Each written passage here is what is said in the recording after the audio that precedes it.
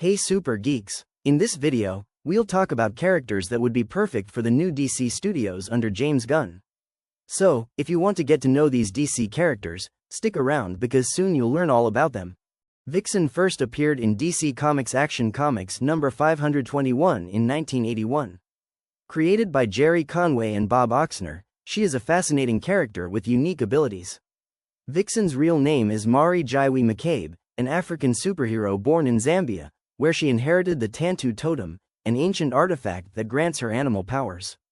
This mystical totem allows her to channel the abilities of any animal that ever lived on Earth, giving her a wide range of powers, from superhuman strength to speed, agility, and enhanced senses. After her parents' death, Mari was sent to the United States, where she became a successful model. However, she eventually decides to use her powers for good as the superhero known as Vixen.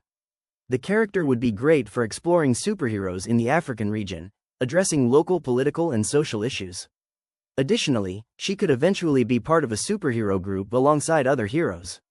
She could appear in either her own series or films, whether solo or in brief appearances. Ragman is a DC Comics character who debuted in Ragman number 1 in 1976. Created by Joe Kubert and Robert Kanigher, he is a unique vigilante with a fascinating backstory. Rory Regan is the son of a Jewish rag and bone man in Gotham City. After his father is killed in a robbery attempt, Rory inherits the family's store. However, during an attempted robbery at the store, his father dies, and Rory is left seriously injured. In that moment, he discovers that the rags in the store have been imbued with the souls of those who died unjustly in the area. Thus, Rory becomes Ragman, a vigilante whose suit is made of these possessed rags. The Ragman suit grants him a series of supernatural abilities, including superhuman strength, durability, and the ability to absorb knowledge and combat skills from the spirits that reside in the rags.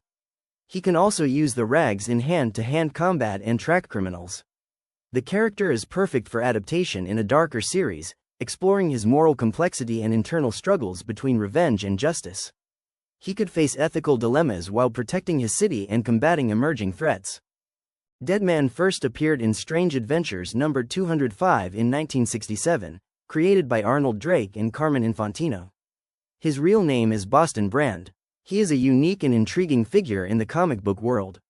Boston Brand was a talented circus trapeze artist who worked for the famous Haley's Circus. His life changed dramatically when he was murdered during a performance by an unknown shooter.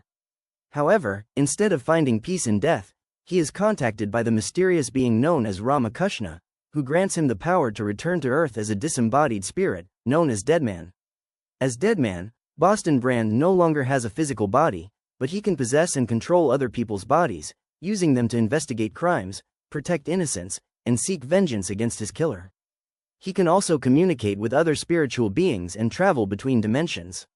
He would be a great character to explore in films and series, delving deeper into DC's magical universe, focusing on themes of magic.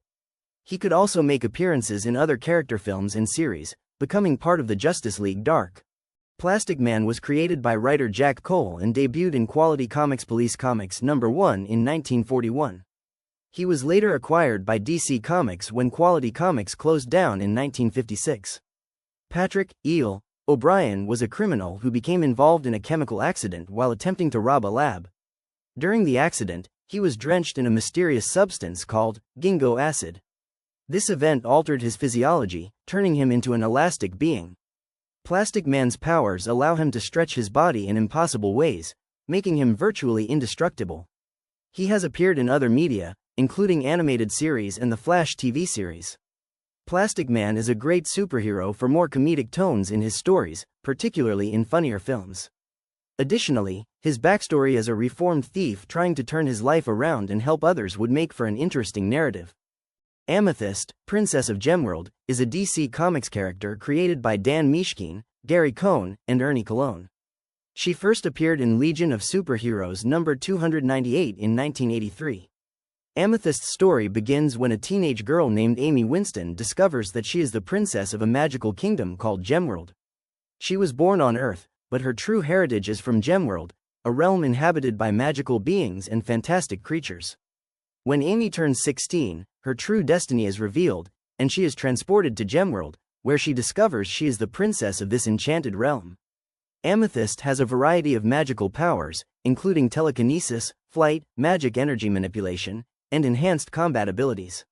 She also wields a magical sword called the Scepter Sword, which grants her even more power. As the Princess of Gemworld, Amethyst is a natural leader and a powerful defender of her kingdom against both internal and external threats. This character would work well in exploring the magical side of DC Comics. She could be placed in a series and make appearances in other films within the universe or feature in her own appearances. Fire is a Brazilian superhero from DC Comics who debuted in Super Friends number 25 in 1979.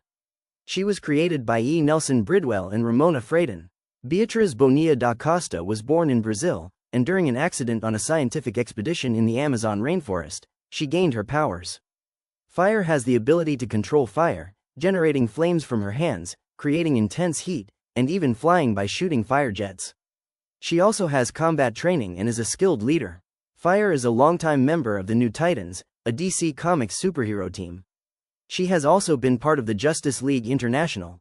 She would be a great character to adapt for Brazil, as the country is a major part of cinema ticket sales, plus it would be a tribute to Brazilians. Fire's stories could take place both in Brazil and the US, making appearances in films like Justice League International or even in solo films. So, what do you think, Super Geeks? Would these characters be a good fit for DC Studios? Let us know in the comments, and don't forget to like, subscribe, and hit the notification bell. Also, comment what video you'd like to see next here on the channel. See you in the next video.